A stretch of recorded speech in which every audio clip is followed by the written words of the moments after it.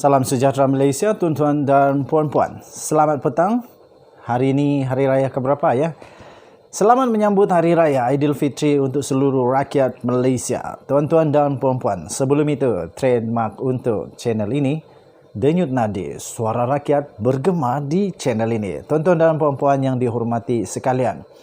Akhirnya sekali lagi perjalanan perbicaraan kes 1MDB Datuk Seri Najib Tun Razak disambung semula. Dan tuan-tuan dan puan-puan, saya harap kamu tetap setia di dalam video ini kerana ada maklumat yang baru saja diterima yang berkaitan dengan perbicaraan kes 1MDB Datuk Seri Najib Tun Razak yang perlu anda ketahui. Sebelum itu, sila komen apa pendapat anda. Adakah Datuk Seri Najib Tun Razak akan terselamat kali ini dengan kes 1MDB? Ataupun Datuk Seri Najib Tun Razak akan mengalami nasib yang sama seperti SRC International yang di mana beliau telah dikenakan dijatuhi hukuman penjara 12 tahun penjara dan 210 juta ringgit Malaysia denda.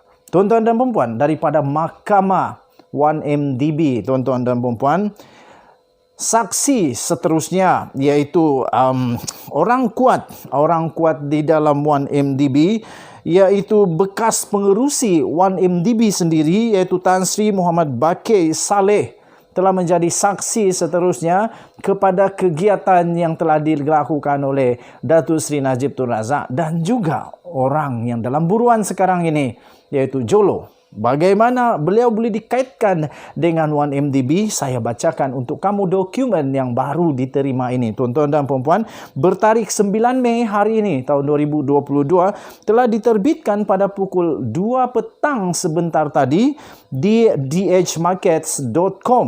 Tuan-tuan dan puan-puan, Bakir sebagai saksi mengaku bahawa arahan mengenai usaha sama palsu, tuan-tuan dan puan-puan. Sekali lagi saya bacakan tajuknya. Bakir, iaitu bekas pengerusi 1MDB, mengaku di mahkamah bahawa arahan mengenai usaha sama iaitu palsu di antara 1MDB dan PSI sebanyak $1 bilion datang daripada Najib Razak dan Jolo. Itulah keterangan saksi di mahkamah, tuan-tuan dan puan-puan. Bakir mengatakan, saya mengesyaki mungkin ada arahan yang diberikan oleh peringkat yang lebih tinggi kepada Syarol mengenai pemindahan dana sebanyak 700 juta $, tetapi saya tidak pernah mempersoalkannya sepanjang tempoh saya sebagai ahli lembaga pengarah.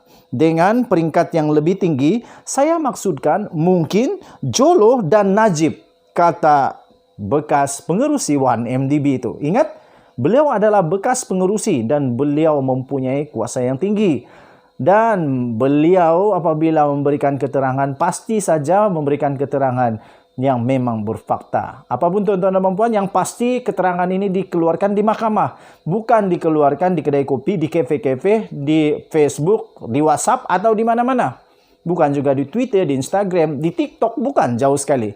Tetapi ini dikeluarkan di mahkamah, tuan-tuan dan puan-puan.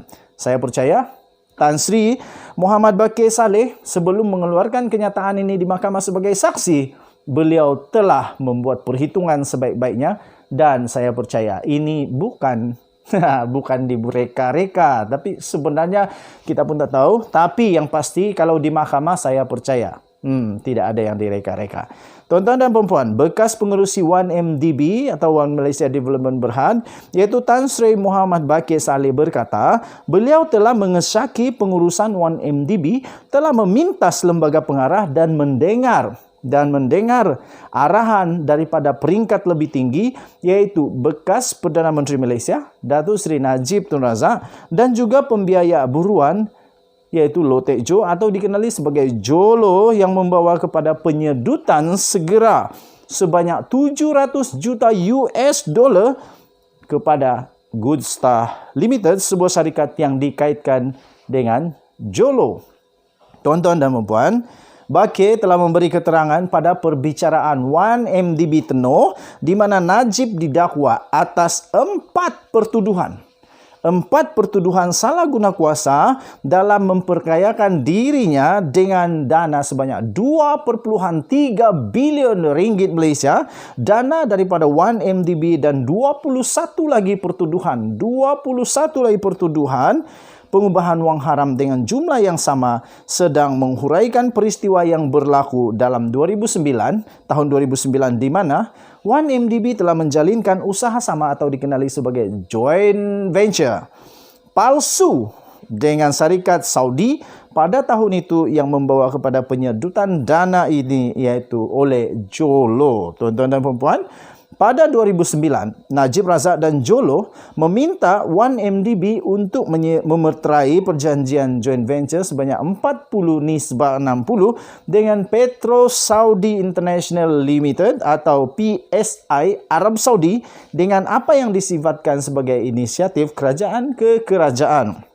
Tuan-tuan dan puan-puan yang dihormati sekalian, syarikat JV atau joint venture JVCo ini, JVCo yang dinamakan 1MDB Petro Saudi Ltd melibatkan 1MDB menjalankan pelaburan ekuiti sebanyak 1 bilion manakala PSI akan menyuntik aset bernilai 1.5 bilion US dollar. Bagaimanapun, selepas perjanjian JV ditandatangani, PSI berkata suntikan aset sebanyak 1.5 bilion ke dalam JVCo memerlukan pendahuluan sebanyak 700 juta US dollar untuk 1MDB yang bermakna 1MDB berhutang kepada PSI. Melalui arahan Ketua Pegawai Eksekutif 1MDB pada ketika itu, iaitu Datuk Sarol Azal Ibrahim Halmi, 1MDB telah mengalihkan wang sebanyak 700 juta US dollar daripada pelaburan ekuiti JV sebanyak 1 bilion US dollar ke dalam akaun milik Goodstar Limited atas alasan PSI mengatakan bahawa Goodstar adalah gabungannya. Wang itu kemudiannya telah disedut oleh Jolo untuk membayar rasuah dan sogokan kepada ramai pegawai luar negara dan tempatan termasuk Najib Razak. Tuan-tuan dan puan-puan, Bakir yang kini adalah pengerusi Petroleum Nasional Berhad berkata pada Isnin iaitu 9 Mei hari ini bahawa dia telah mensyaki bahawa pemindahan 700 juta US dollar itu kepada Goodstar datang daripada Jolo dan Najib. Itu yang dikatakan oleh saksi ini di mahkamah, tuan-tuan dan puan-puan. Katanya lagi, saya mengesyaki mungkin ada arahan yang diberikan oleh peringkat lebih tinggi kepada Syarul berhubung pemindahan dana sebanyak 700 juta US dollar, tetapi saya tidak pernah menyoalnya sepanjang saya menjadi ahli lembaga pengarah. Dengan peringkat yang lebih tinggi yang saya maksudkan mungkin Jolo dan Najib Razak. Katanya dalam keterangan saksi di mahkamah. Tuan-tuan dan puan-puan, sekali lagi, ini dikeluarkan di mahkamah, bukan juga di kedai kopi dan sebagainya. Bakir berkata apabila syakwa sangkanya terbukti benar, apabila isu itu terbongkar pada tahun 2015 oleh laporan media, dia kemudian bertanya kepada Syarul mengenai pemindahan itu. Dan Syarul telah memberitahunya bahawa Najib telah memberinya mandat untuk mengesahkan dana tersebut. Kata Bakir di mahkamah, saya berjumpa dengan Syarul selepas isu penyelewengan timbul pada awal 2015.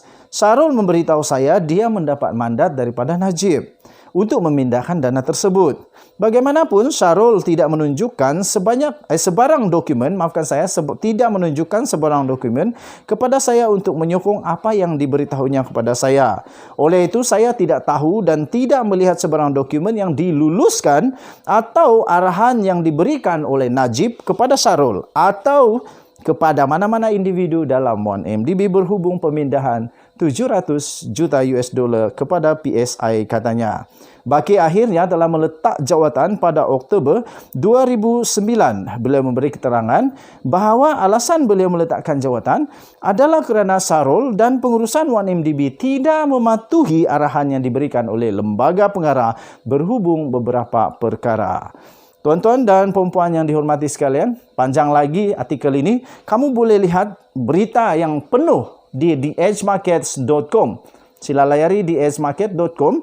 Bertarikh hari ini 9 Mei 2022 dengan tajuk Bake, ini tajuk dia, Bake, arahan mengenai usaha palsu 1MDB dan PSI sebanyak 1 bilion US dollar datang daripada Najib dan Jolo.